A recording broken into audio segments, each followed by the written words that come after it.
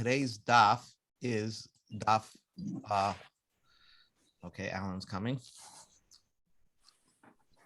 Hi, Alan. We just began. Hi, Alan. We just began. Hi, good evening. Okay. So we're just beginning by the Mishnah. I just want to review. I mean, we talked yesterday about the lulav, and it's important to know that to select a nice lulav, the main points are to look at that middle leaf to see that it's closed all the way to the top, and that's what the many people look for in a lulav. Furthermore, they also look for that it's not dry. Now, what does it mean dry? A lulav that's dry, if it has yellow, if it turned yellow, that middle top of the middle shedra, the spine of the lulav to the top, then according to some, it's not valid because that's considered dry.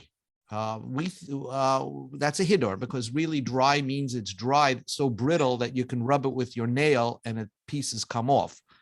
But some say that even a yellow would make it considered dry and not kosher. And we got to understand that also, that in the Gemara talks about it, but in their climates, they weren't always, wherever the Jews were, they didn't always were able to obtain a lulav. Sometimes they had to use a lulav from year to year. Because simply, wherever it was, maybe they were produced in Italy and the Jews are living somewhere else. So they couldn't get it. That's one other thing. I mean, that's why they made this, they import now the top of the line lulav, and as we discussed yesterday, is the dairy lulav. I think it comes from Egypt, and there it's really very green, very strong on top, and not split at all. The splitting, that if it splits a little bit, it's okay. The reason why people don't want to use that is because it might split open when you shake the lulav. That's one point. And one last point that I want to mention is that we often think that if you cut the top of the lulav, okay, that's called niktam rosho. It was cut on top, that's possible. But it's possible to have a kosher lulav that comes to a very thin point on top. And if you purchase such a lulav, often as you put it into your case and bounce it around through sukkahs, the top point falls off. So that's could be a niktam rosho. So that's why it's very important to have that the top part of the lulav should be very, very firm and strong. So those are the things that I wanted to mention. Okay, we begin the Mishnah. Hadas hagazel, the myrtle branch, the hadasim that are stolen, v'hayavesh, that are dry, as possible. So stolen, of course, it says, well, kachtem lechem, you have to own it. And dry is because it's not hodar, it's dried out.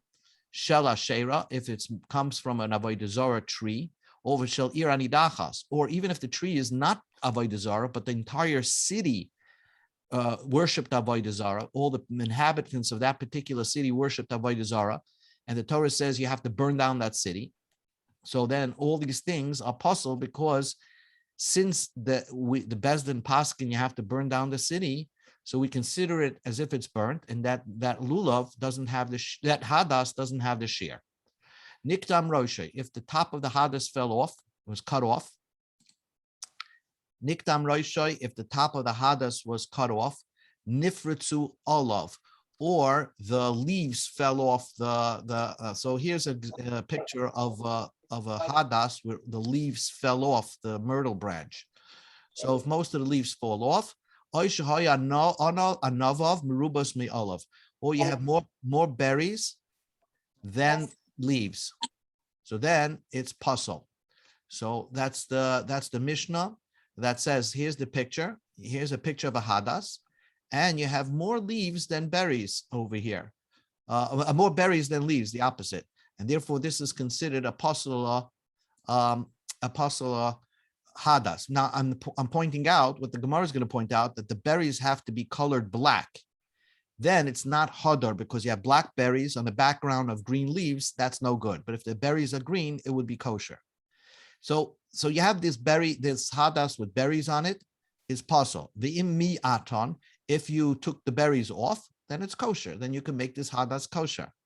But the ein matim b'yontiv. But on Yontif, you're not allowed to pull the berries off the hadas branch, because that in effect is making a kosher hadas, and that's like creating a vessel on Shabbos, creating an instrument on Shabbos, and therefore it's medrabanan, or maybe deraisa, you're not allowed to do this on Yom Tov. So the Gemara talks about, again, Tan Rabbanan. The Torah says you should take anaf eitz avos, a branch that has that the tree has dense leaves, basically, that the leaves are dense. It like crowds the stick, the branch. What does that mean? Sha'anafav chayfin es itzay, that the basically the leaves are covering up the wood. The ezahu have a oimer hadas. That is the hadas, because the hadas is this picture over here, which is the leaves are actually covering the middle part, the stick, okay, the stick part. So the Gemara asks the question, why don't we take an olive branch? How do you know the Torah meant to take a myrtle branch? So if you look at an olive branch, so an olive branch looks like this. They have very long leaves, but if you fold them down, they actually cover the piece of the stem on the inside. So maybe the Torah meant take an olive branch. So the Gemara says the problem is be'inan avois. It has to be dense and has to be with many leaves, like a braided leaves, like a chain. So the leaves have to be connected to each other, so to speak. So v'leiken, that's not so, because each leaf is separate by the olive branch. So the Gemara says be'ema dulva. Let us say it's this plant called dulva. And dulva is similar to myrtle. It has three leaves growing out of the stem of the bottom of each base, so to speak. But so why wouldn't we say that's good enough, right? That's the question. The Gemara says we could use that. So the Gemara says this is how a dulva looks. By the way, a dulva would look like this. It's you have three coming out of one part, three of them coming out. But the problem is it's not covering the whole stem. The whole stem doesn't get covered over there. So that's why it's not that. That's what the Gemara is going to say. We need the leaves to cover the wood. The amo here, let us say that it means the oleander tree. Let us say that the Torah says it's oleander. Now, the oleander tree has both qualities. Number one, it has three leaves. It's a three-leaf. Each level has three leaves to it. Plus, all the leaves cover the stem. So maybe it's that. Amar Abaya says, Daracheha darchei noim. The ways of God is pleasant. In other words, God could not have meant that oleander tree, because if you touch the leaves, you get they're very sharp and pointy. They're like thorns. So it's not comfortable to hold. So that's certainly what the Torah could not have meant. Rava says Mahacha. Emes v'hashalom ehovu. Peace, truth and peace is loved by Hashem. And this plant, oleander plant, could actually kill. One single leaf is so poisonous it could kill a human adult. So it's a poisonous plant. So therefore, could not have meant that HaKadosh Baruch Hu said that is the plant that you take. So therefore, it can't be any one of those. And therefore, it must have been the myrtle. It's interesting, I think, that you see how Chazal were so familiar in botany that they only, they questioned here and there, but they could not find a plant that meets the criteria of a myrtle. It doesn't exist in the world. And they knew every plant. And therefore, they suggested a few, but then they said it can't be. It must be the myrtle branch. Tana Rabbana. Kalua, the Torah says that the branches should be braided. Kamin kalua, v'daimel shalshalas, zehu hadas. Hadas, it's braided. It's like a chain, and therefore it's a hadas. Because if you look at it in a certain angle, the leaves look like they're connected to each other. On each row, the three leaves look like they're connected to each other like a chain. That's a hadas. Reb Lezer ben Yaakov says, the Torah says, anaf eitz avos. the branch that is very similar to the bark itself. Shatam eitza, you skip the word period, shava. That doesn't mean tam. The smell of the leaves smell like the branch. The branch itself and the tree itself smells like the leaves. So, and therefore it's very similar. That's what the Torah meant. It's the myrtle branch. Tana, it's the myrtle. Tana Rabban, Tana, we learned in a Brisa, eitz avos kosher. If it's braided, it's kosher. V'she'ena avos, if it's not braided, pasul, it's pasul. So heichedama avos. What is called havis? And this is the most important thing we're learning today. What is called braided? Amar Rav Yehuda said, "V'huda kaimet tlosa tarpe bikino," which means you have three coming out in a row. Rashi seems to say it comes out from one point, but Taisa says it can come out from three different points, but they're also basically on the same level, right? You see in this picture where the three leaves coming out from different points of the stick, but it's on the same, more or less the same level.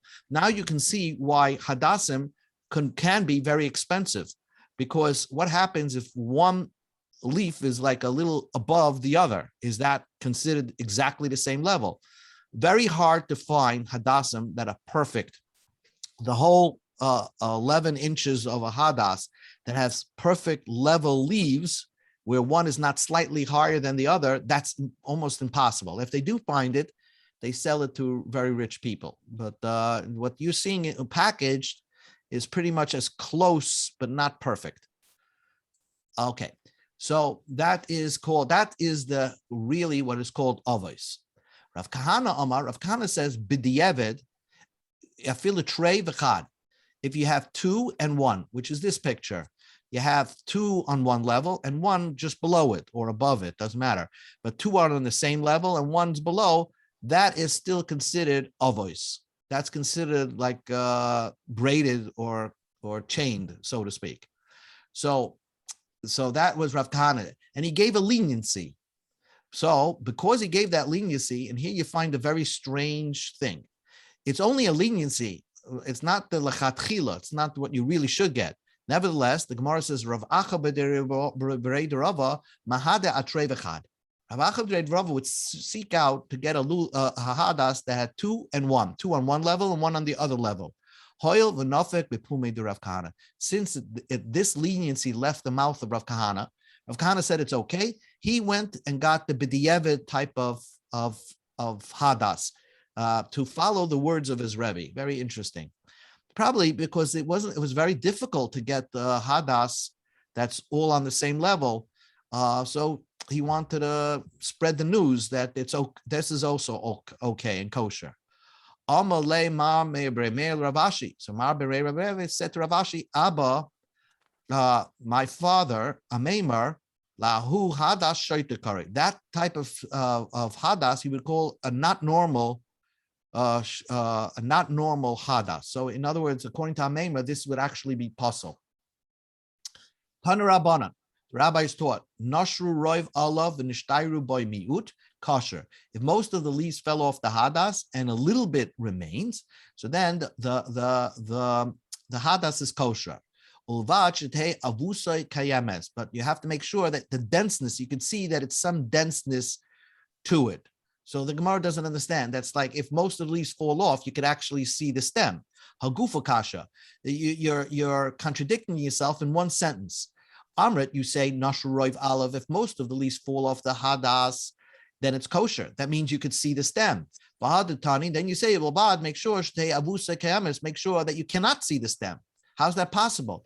Even the not relay tray, if 2 leaves on every row fall off, how would you find that? How could you call that braided?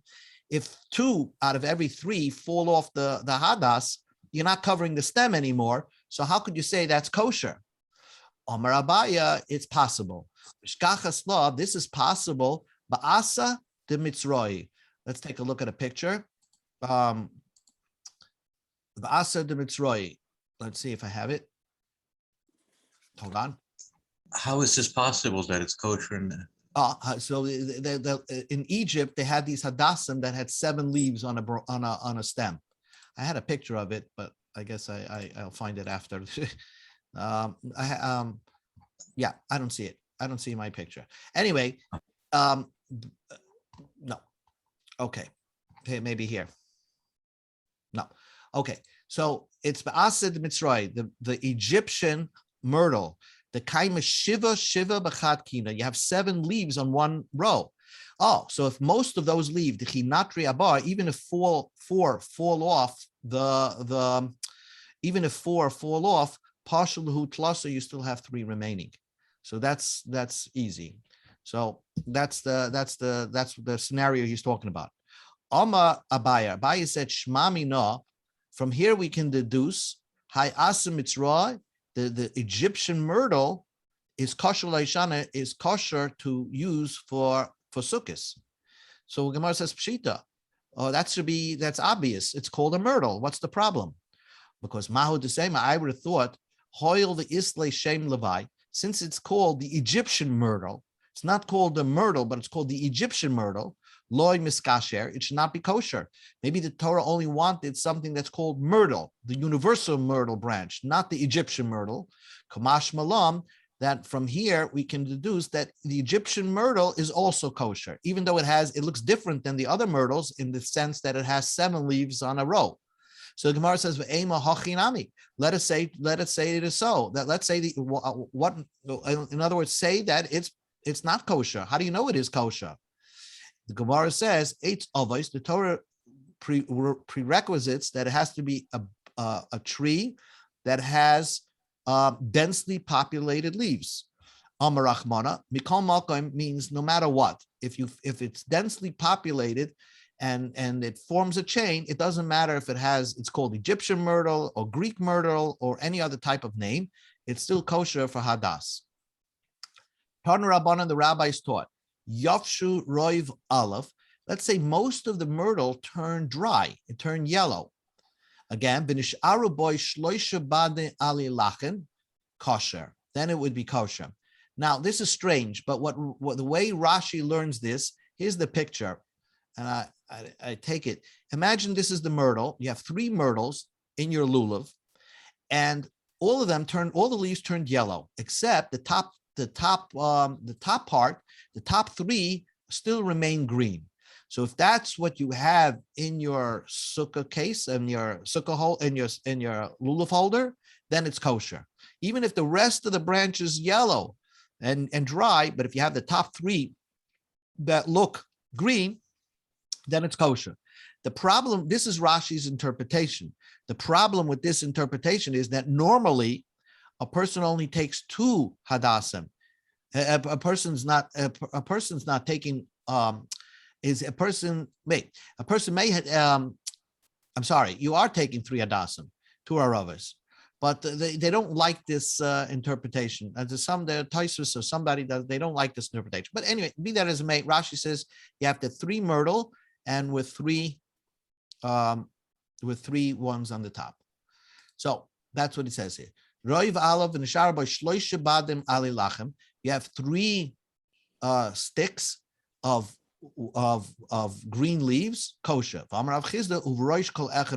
long as the top of each myrtle branch has a fresh leaf that's not dry, it's kosher. Next, niktam roishoy. If the top of now here comes a very interesting Gemara. Niktam roishoy. A guy cut off the top of the myrtle branch, right? It's cut. So then it's not hadar. So then it's pasul, right? But Tanu Olu Barchanina taught that Niktam Roishri, if the top was chopped off, but out of the top, also by tomorrow, a date came out, a berry came out, so to speak. Now this berry is green, so it filled the gap of what you cut off. So now it becomes kosher again. You see, it's possible, unlike a lulav that doesn't grow. It doesn't regrow again. This you could take the top off the myrtle branch, and it's possible to have a berry come out and take the place of the part that you cut off, and will make the hadas kosher again. So now comes the very interesting question. Boy Rabbi Yirmiyah, Rabbi Yirmiyah asked the question, Niktam Roshi me'erev Yontiv, also by Tmar b'Yontiv Mahu. If the top was cut off on Erev Yontiv, on Erev Sukkot, you have no top to this myrtle, so it's not kosher. Comes Sukkot morning, and you're ready to go to shul, and Baruch Hashem, you see a berry came out, and so you don't have to borrow somebody else's. You think that maybe now it's kosher. It became kosher on Yontiv. At the start of Yontiv, this myrtle branch was not kosher, and then on Yontiv it became kosher. So the Gemara asks a question: Yesh dichu eitzel mitzvahs or like? Do you disqualify a mitzvah or not? Which means that the fact that in some instances, if something becomes disqualified, it can never get into the race again. That's the din, let's say by karbanos. If you shecht a kosher carbon and all of a sudden the mizbeach becomes puzzle, the altar is puzzle. You have now ready to sprinkle your blood on the mizbeach, and the mizbeach is puzzle. So now this mitzvah, this carbon is no good. It's disqualified. Even if you fix the problem in the mizbeach, you can never use this carbon again. You have to throw it out, because once a carbon becomes disqualified, it's disqualified forever. So would you say by a mitzvah object, but that's by a carbon, which is a holy animal. But here it's a mitzvah object that was not usable in Erev Yontiv, and now on Yontiv it becomes usable. So do you say it was once disqualified, so it's forever disqualified, or not? Now here we're talking about something that was disqualified from the very beginning. In the beginning of Yontiv, on Sukkot night, right, you're sitting in your sukkah, that hadas was disqualified. It's in the morning it became kosher. Sometimes you can have a case where it was kosher at the beginning of Sukkot at night, then it became non-kosher, and then it becomes kosher again. So that's also something to consider. That's more of a shaila that the Gemara feels it's much worse. So let's see what to the start. Do you disqualify a mitzvah or not? So the Gemara says, "V'tishad la mahadetnan." I have a proof from a Mishnah. We know that when you slaughter a chicken, so you have to, when the blood comes out, you're supposed to take sand and cover the blood. That's called kisu hadam. Kisahu. Let's say you covered the blood, v'niskala, and all of a sudden the wind came and blew the dust off the blood. So patam l'kasas, you don't have to do it anymore. You will makayim the mitzvah. You covered the blood with dirt. Now the wind blew it off. That's okay. But kisahu aruach. But let's say the wind blew when you slaughtered the chicken. Wind came and blew the sand onto the blood. Oh, so now chayav l'chasas. Then you obviously have to redo that, and in addition to the wind, you have to add dirt. So Rabbi Yochanan explained, not in all instances. If the wind blew sand onto the blood, Loishanu was not taught el shechoza b'niskala. If the wind came and blew the dirt off the blood, then you have an obligation to do kiseh hadam. Because the first time it was done by the wind.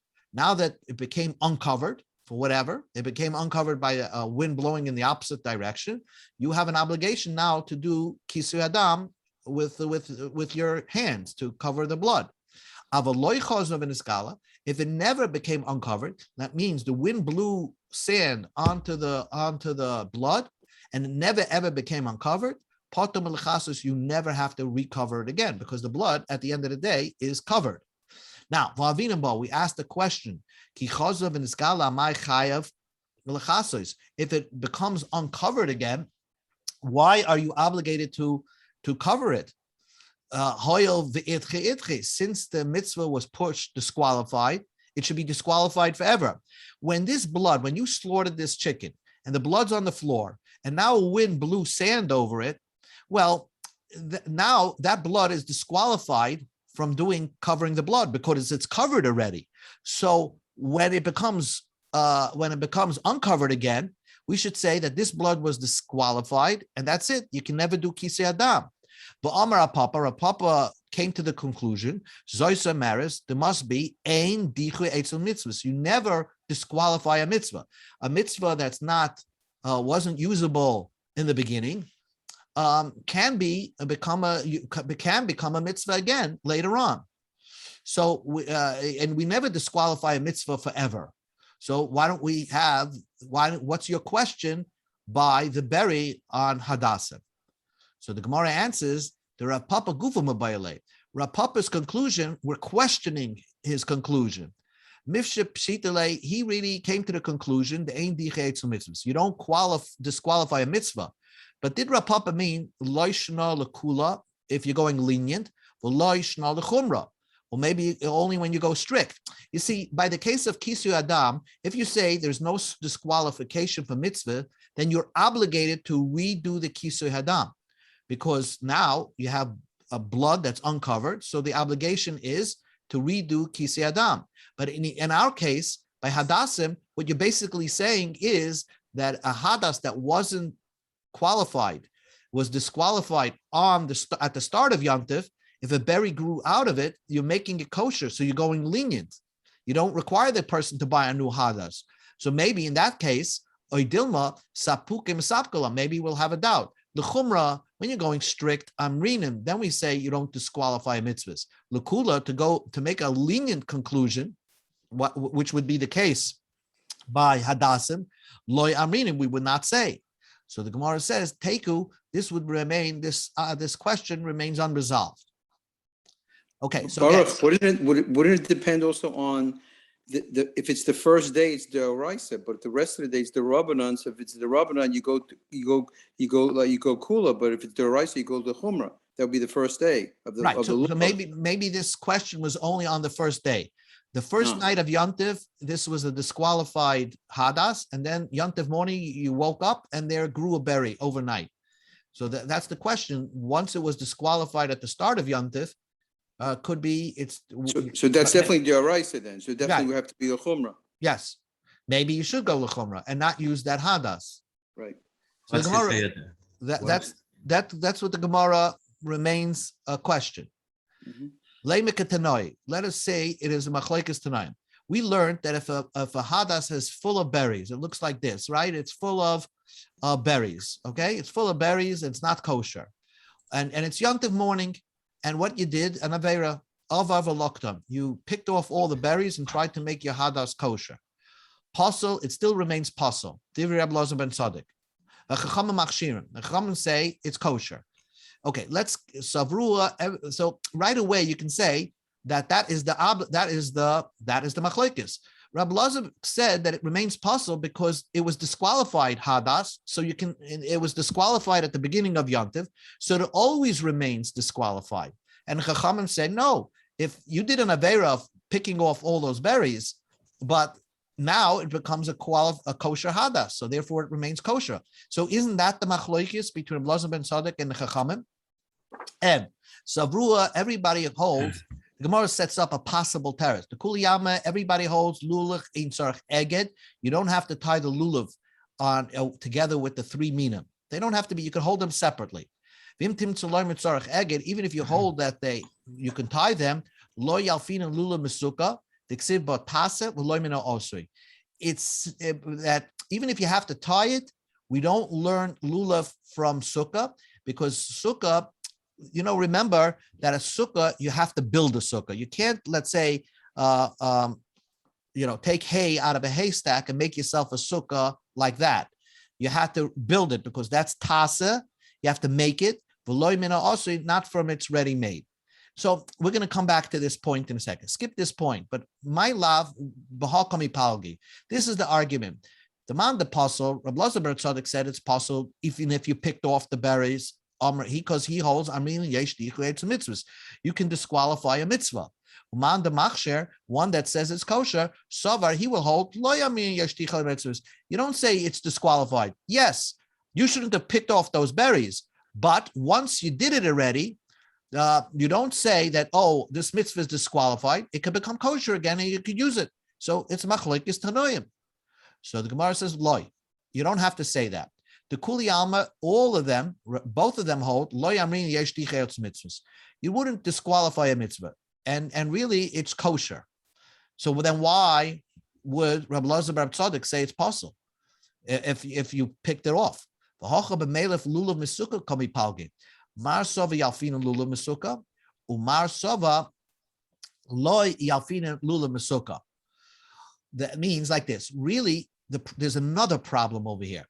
You started at Yontif, you had a lulav holder with your hadassim that had berries on it. Fine. But now that you picked off the berries, true, you made this hadas kosher, but it wasn't tied together. And you have to, in those days, they didn't have like a lulav holder like we have, with the three parts. You could keep your hadassim and aravis separate. In those days, you had to tie it with a rope to tie it together. So therefore, if it was tied from Erev Yantif, so now that you made this hadas kosher, the problem is you didn't tie, you would have to untie it and retie it again, because the first time you tied it together with a pasul or hadas.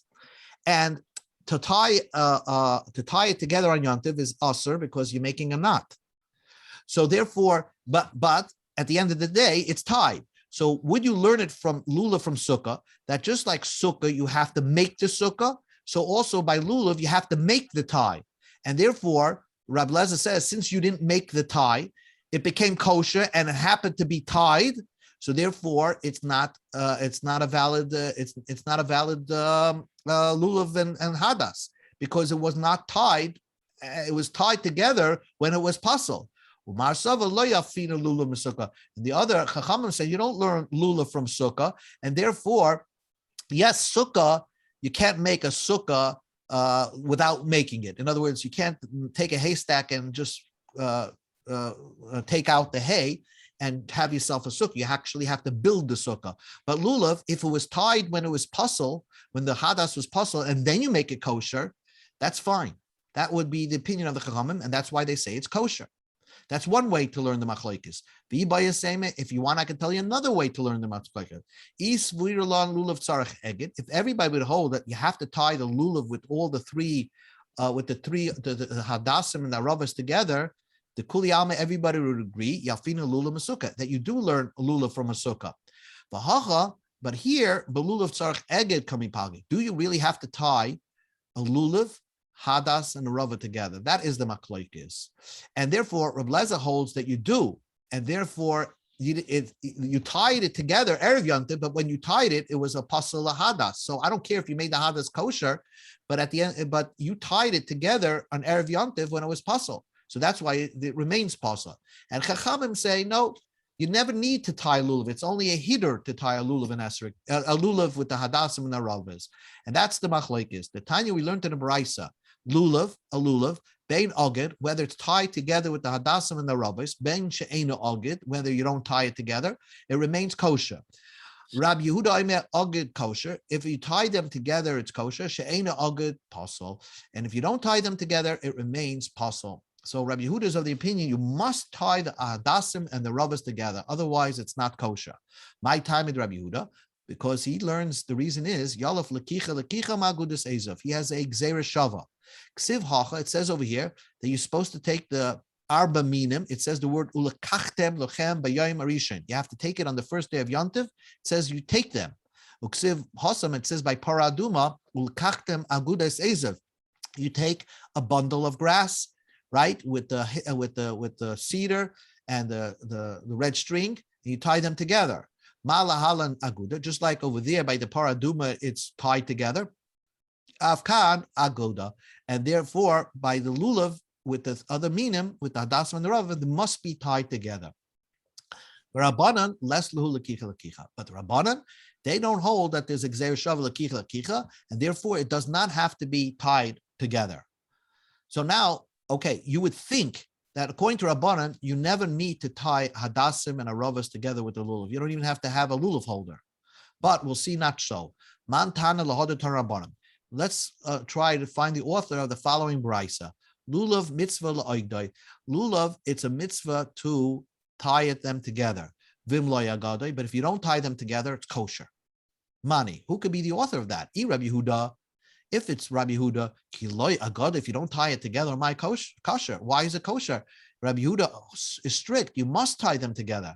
Rabbanim, but if the brisa went according to Rabbanim, my mitzvah of it, what kind of a mitzvah is there to tie it together? So the Gemara says, "Lo'ilam Rabbanim." Really, it could go according to Rabbanim. Mitzvah, and it still is a mitzvah. Mishum zeh kelim anveyu. It's a way to beautify the mitzvah. When you tie it together, the hadassim and the ravas and the lulav, it looks much neater. If you had to hold them all separately, the lulav and the hadassim and the ravas, it looks sloppy. But if you put them together in a nice bow tie together and tie it all together, even the Rabbanan agree that that's what you should do. Okay. So it's not yet resolved whether you would say you disqualify a mitzvah or not, but we'll get back to that. The Gemara goes off, if you have a lot of berries on the hadas, it's puzzle. Amar Rav Chizda, Rabbeinu Agadol Amrei, our great rabbi taught us, God should always help him. You know, out of respect, he said, God should always help my Rebbe. And his Rebbe was Rav. What he's trying to say is that lulav, the berries become puzzle only if they're in one place. But if they put the berries in 2 or 3 places, it's kosher. If we have a picture of it, so here would be the picture would be this one. You see, if it's the berries in 3 different locations of the hadas, then it would be kosher. So the Gemara says, Amalei Rava. Rava says, nah, can't be. We go to Amud Beis, Lamed Gimel Beis. Shnayim u'shloishim mekaymis having benumar. If you have it in 2 or 3 places, it looks like a leopard. That doesn't look nice. U'pasul, it should be pasul. Ela i'itmar hachim. This is what you're supposed to read. There's a qualification of berries. The Mishnah says if you have a lot of berries, then this hadas is possible. Amrav Chizda, right? Rav said this, and God should be of his help him. Only if you have blackberries. So you have black in the background of green leaves, so that's not hadar. Aval anavav yerukos. If you have green berries, meaning the hadas it's kosher, it's part of the hadas for kosher. So he qualified the whole Mishnah and said that although we learned in the Mishnah that having berries is a negative thing on a hadas, that's only if it's black. But if it's green berries, it matches to the leaves, so that's not a problem of hadar. Amar Papa adumas keshayros. But if you have red berries, that's black, and therefore it's pasul. Amar Chinena high dam. If you have blood, need the blood shachar that's black. Really, it's adamu. It's red blood. El shalaka. It just lost its oxygen. That's why it's black. Oh, but it's red and black are similar colors. So if you have a black berry on the hadas or a red berry, then it's pasul. But if it's a green berry, it's kosher. The Mishnah says, imiyatan, if you took off the berries, kosher. The Mishnah says that if you find a hadas with a lot of berries, if you pick off the berries, you can make it kosher. So the mamit and amos, when did you pick off these berries? If you did it before you tied them together and made a lulav and esrig, made a package of a hadas, lulav, and a rava pshita. It's simple. Of course, you can make a hadas kosher by taking off the berries. Ella, the basar la'agde, if you took off the berries after you tied them together. So wait a second. When you tied them together, you actually made a lulav package, so to speak, and yet it was with a lulav package with a pasala hadas. And what is the Mishnah teaching you? That you could pick off the berries, and you could pick off the berries, and you can make it a kosher hadas. Now, even though this is before Yom Tiv, but the fact that you tied it together and made it a package, that should make it almost like the mitzvah started already. And by picking off the berries, you're making it kosher. So dachi mi'ikarahu. But originally it was disqualified from the very beginning, and now you're making it kosher while it's tied together as a package. Tifshit mina. Let us solve the dilemma that we had. Dichi mi'ikare. If something was disqualified from the very beginning and then becomes kosher, loy havi duchi. That's not called. You don't have to disqualify it forever. So that's the case over here. When you tied it together, it was a pasal hadas, and then you made it into a lulav package. Then you pick off the berries. The Mishnah says it's kosher. So you can make a hadas that was disqualified into a kosher hadas. So the Gemara says, La'olam, you're right, pasal the agde. It's after you tied it. But if your whole tying is not a mitzvah, then really the mitzvah doesn't start till when Sukkot starts. And therefore, the Ksavar, the Mishnah is teaching you, Eged Hazmona Ba'almahu. Just tying it together is just getting it ready. But that doesn't mean that the mitzvah actually started. Just preparing it is not making necessarily considering it as if the mitzvah started already. So it's not even a mitzvah that was disqualified. The mitzvah doesn't start till the next day, till on Yom Tov. The fact that you tied it all together, made a package out of it, you could still pick the berries off of it because it's it's not even called a mitzvah yet, and therefore you can pick it. The Mishnah says the aim matim b'yantiv. You're not allowed to disqualify another minute, and then we'll stop. The aim matim b'yantiv. You don't take off the berries on yantiv. Ha'avav lokdam. But if you did take it off on yantiv, it would be kosher, right? So now, when did this? So you have a lulav package on Yontiv morning, and you have berries on it. The Mishnah says, don't take off the berries on Yontiv, but if you did it, the Mishnah implies that it would be kosher. The ashcha amos, when did the berries become black? Elema the ashcha esmol. Erev Yontiv, you had black berries on this hadas. Dichimi ikarihi. That was disqualified from the start of Yontiv. Tifshim mina. Let's solve the dilemma. There's something that was disqualified from the very beginning. That doesn't mean it's disqualified forever. So that's one way to learn the Mishnah. But you could also learn the ashche b'yontiv. That means that on Yontiv you created a lulav package with a hadas and a rava with green berries, and so at the start of Yontiv it was a kosher lulav package with the hadas, and then it became blackberries on Yontiv. So now it became pasal. And then the Mishnah says that don't take off the blackberries on Yontiv, but you can take it off. If you did do it, it becomes kosher again. So now you see even a bigger chiddush, nira, something that was kosher, v'nitcha, and then it became disqualified. Shamim minei, you can see from here, nira, kosher, v'nitche was disqualified, choizer v'nira can become kosher again. That's a great chiddush, because even by carbon, you find that something that was disqualified could become qualified. For example, an animal born 7 days, you can't bring it as a carbon, right? It's puzzle. But later on, when it becomes 8 days old or 9 days old, you could bring it as a carbon. So it becomes qualified. So something that was disqualified could become qualified. But in kachim, something that was kosher and then became disqualified because, let's say, the mizbeach was broken, can never become qualified again. And so would we say that by a mitzvah, something that was qualified becomes disqualified, could become qualified again? So the Gemara says, the Gemara grants you one part, lo'ilam. This is the final thing we're learning. Lo'ilam the ashche meikari. I'll grant you that the case of the Mishnah was that it was blackberried from the very beginning. And it was blackberried from the so at the start of Yontiv, you had a lulav package that was not kosher. The hadas were not kosher. And if you picked it off on Yontiv, the Mishnah implies that it would be kosher, but something that was disqualified from the very beginning, it is not disqualified forever.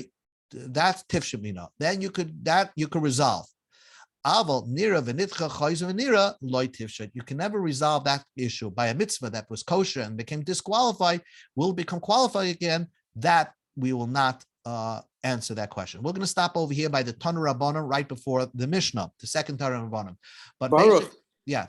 this has specific. I'm not talking about but for the mitzvah it becomes qualified, disqualified. Specifically about the lulav, and the package, it has to do with who you're talking about. If you're talking about Rabbi Yehuda, right, it means a lot. But if the chacham mean, it doesn't mean anything. No, well, Not that it doesn't mean anything, but it's not as important. This has Rabbi Yehuda means that whole thing you have to tie it together. It's a package deal, so to speak. Correct, but even according to Rabbanan, it was disqualified. It was a disqualified hadas at the start of Yontiv. It had blackberried in the start of Yontiv. Now we just learned that. Right. So up until now, it didn't really mean anything. But right. The fact that we had a blackberry, for both of them, it means something. Right. Exactly. But even according to the Chachamim, at the end of the case, the final case that the Mishnah says, don't pick the berries off on Yom Tov, but if you do, it's kosher, right? But what the Mishnah says that what the Gemara comes to the conclusion that the Mishnah is talking about that it had blackberries at the start of Yom Tov. Right. So it was disqualified. Even if you hold like the Rabbanon, you never have to package them together. Right. But you had a disqualified hadas. Then if you pick them off on Yom Tov, then it becomes kosher. So from our Mishnah, we can at least solve one dilemma, that something that was disqualified mi'ikarav at the start is not disqualified forever. It can become usable again by a mitzvah. But if it was kosher, if it had green, if it's green, then it's a problem. Then we don't know. Possibly we don't know. Then we don't know. Right. Nira, I have another quick question. Tasev min lo min asui. It has with the sukkah. That has to do with only the schach, right? You could do nothing with the walls, right? Nothing to do with the walls. Right. Exactly. That case is that haystack where you pull the hay out and you make now you have it over that top. The Gemara wanted to say that if you hold lulav tzarach eged, if you hold like Rabbi Yehuda, that means that if you tied it before Yom Tov, that it was a pasul hadas, and then you made it kosher, you would have to retie it again. Right. Because you learn just like sukkah, you have to make it. You have to make the tie. You can't have it made. Right. Okay, it's a hard Gemaras, but we're gonna the Gemara gets easier. Thank you. Thank you. Good enough, Baruch.